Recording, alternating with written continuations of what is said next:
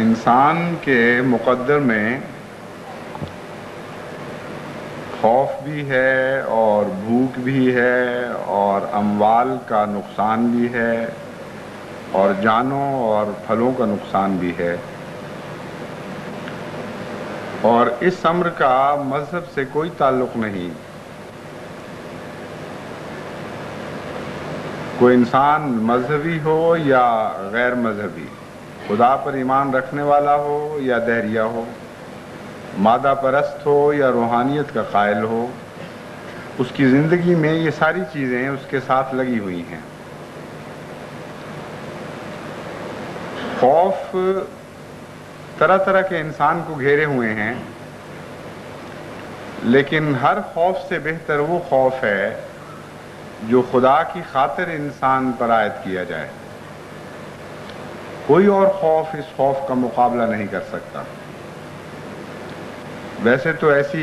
بدقسمت مائیں بھی ہوتی ہیں جو خود اپنے بچوں کو خوف دلاتی ہیں اور اندیکھی چیزوں کا خوف دلاتی ہیں۔ بعض بچے بیچارے جنوں بھوتوں کے تصور میں ڈرتے ڈرتے اپنا بچپن گزارتے ہیں اور ایسا خوف زدہ دل لے کے بڑے ہوتے ہیں کہ ساری زندگی وہ خوف میں مبتلا رہتے ہیں۔ بعض قومیں ہیں جن کو خوف گھیرے ہوئے ہیں کئی قسم کے، بعض بادشاہتیں ہیں جن کو یہ خوف ہے کہ کسی وقت ہمارا تختہ نہ الٹ دیا جائے، بعض حکومتیں دوسری حکومتوں کا خوف کھا رہی ہیں، بعض اقتصادی نظام بعض دوسرے اقتصادی نظاموں کا خوف کھا رہے ہیں۔ تو خوف سے تو کوئی مبرہ نہیں،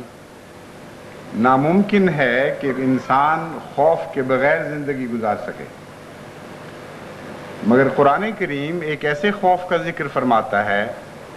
جو محض للہ ہو، انسان کا کوئی قصور نہ ہو، کوئی اس کی خواہش نہ ہو جو کسی دوسرے کی خواہش پر بد اثر ڈالنے والی ہو، کوئی اس کی حرص نہ ہو جس حرص کے نتیجے میں کسی غیر کا نقصان ہوتا ہو، کوئی علاقہ فتح کرنے کی تمنا نہ ہو، کوئی جبر اور حکومت کی تمنا اس کے دل میں نہ ہو، کوئی مراد ایسی نہ ہو جو دوسرے کی مراد سے ٹکراتی ہو، بلکہ خالصتاً وہ بنی نوع انسان کی بہبود کے لیے کوشاں ہو اور نیک ارادے رکھتا ہو۔ ایسا انسان جس سے کسی دوسرے انسان کو کوئی خوف نہ ہو، وہ جب غیروں سے ایسے حالات دیکھتا ہے، ایسے بد ارادے اس کو نظر آتے ہیں کہ ان کے نتیجے میں بظاہر اس کے دل میں خوف پیدا ہونا چاہیے، لیکن اپنے کسی قصور کے نتیجے میں نہیں، بلکہ فی الحقیقت اپنی بعض نیکیوں کے نتیجے میں اس کو خوف لاحق ہو جاتا ہے غیروں سے۔ ایسے خوف کا خدا ذکر فرماتا ہے کہ یہ خوف محض اللہ کی خاطر اس پر عائد کیا گیا۔ ایسے خوف کو خدا تعالیٰ خوشخبری کے طور پر پیش کرتا ہے، ڈرانے کے طور پر نہیں، انذار کے طور پر نہیں۔ فرماتا ہے کچھ میرے نیک بندے ہیں، ان کے مقدر میں ایسا خوف بھی ہوتا ہے کہ جو خوف محض خدا کی خاطر ان پر ڈالا جاتا ہے، باوجود اس کے کہ ان کی طرف سے کسی کو کوئی خوف نہیں ہوتا۔ ان کا قول سلام ہوتا ہے، ان کا فعل سلام ہوتا ہے، وہ ہر ایک کو امن کی دعوت دیتے ہیں، اپنی طرف سے بے خوفی کا پیغام دیتے ہیں۔ اس کے باوجود بعض لوگ ان پر ایسی مصیبتیں کھڑی کرنے کی کوشش کرتے ہیں کہ پیشتر اس کے کہ وہ مصیبتیں عملی جامہ پہنے ایک خوف کی حالت طاری کر دی جاتی ہے۔ اللہ تعالیٰ فرماتا ہے ایسی صورت میں ہم تمہیں آزمائیں گے بِشَيْءٍ مِّنَ الْخَوْفِ، ایک خاص قسم کے خوف میں سے ایک حصہ تمہیں دیا جائے گا، اور اس وقت تم آزمائش میں مبتلا ہوگے۔ اگر تو واقعتاً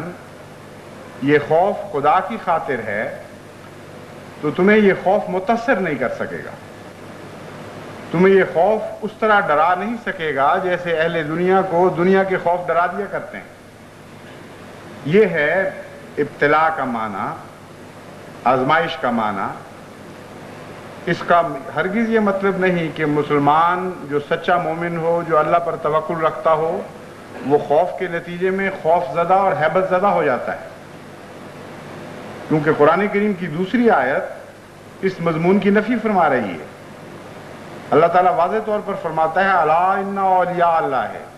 لا خوف علیہم ولا ہم یحزنون، کہ دیکھو اللہ کے دوست جو اللہ کے ہو جاتے ہیں ان کے اوپر تو کوئی خوف نہیں ہوتا۔ تو بے شیم من الخوف کا یہاں مطلب یہ ہوگا کہ دنیا کی طرف سے خوف پیدا کرنے کی کوشش کی جاتی، دنیا کی طرف سے خوف پیدا کرنے کی کوشش کی جائے گی، اور اس وقت اللہ آزمائے گا اپنے بندوں کو، جو اس کے ہوں گے ان کے دل پر اس خوف کا کوئی اثر نہیں ہوگا،